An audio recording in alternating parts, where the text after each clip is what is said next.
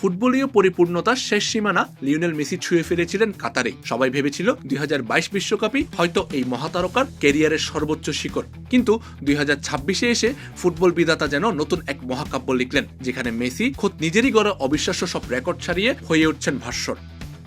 পরিসংখ্যানের পাতায় চোখ বোলালে এমন চিত্রই নজরে আসে। 2022 সালের সেই জাদুকরী আসরে 7 ম্যাচে মেসি করেছিলেন 7 গোল আর 3 অ্যাসিস্ট। সেন্সিটিভিটি আমার নাই, আছে হোয়াইট প্লাস প্রো সেন্সিটিভ। দাঁতের সেন্সিটিভিটি ভুলে খান মন খুলে। ফুটবল বোদ্ধারা ধরেই নিয়েছিলেন এখানেই থেমে যাবেন মেসি, কিন্তু 2026 বিশ্বকাপে তাদেরকে ভুল প্রমাণিত করলেন আর্জেন্টাইন সুপারস্টার। এবারের আসরে সেমিফাইনাল অবধি 7 ম্যাচে মেসির গোল সংখ্যা 8, গোলে সহায়তা করেছেন 4টিতে।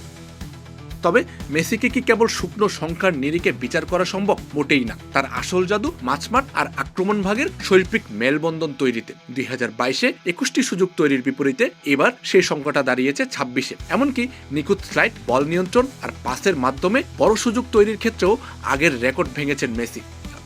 তবে এবার সবচেয়ে বড় চমক দেখা গেছে তার ড্রিবলিং শৈলীতে। ক্যারিয়ারের সায়ান্নে এসে ক্ষিপ্রতা কমার বদলে মেসির ড্রিবলিং যেন নতুন এক প্রাণ পেয়েছে। 2022-এর 15টি সফল ড্রিবলিংকে পিছু ফেলে এবার তিনি প্রতিপক্ষ রক্ষণকে বোকা বানিয়েছেন রেকর্ড 24 বার। এ যেন নিজেকে ছাপিয়ে যাওয়ার এক অমোঘ আখ্যান, নিজের শ্রেষ্ঠত্বের বিবর্তন ঘটানোর এক অনিঃশেষ প্রয়াস। 39 বছর বয়সী এক মহাতারকার এক মহাজাগতিক রূপকথা, যেখানে নিজেকে উজ্জ্বল করার সঙ্গে সঙ্গে মেসি তুলে ধরেন বিশ্বকাপকে কেন বলা হয় the greatest show of art. Amjad Hossain Abir, খেলা 71।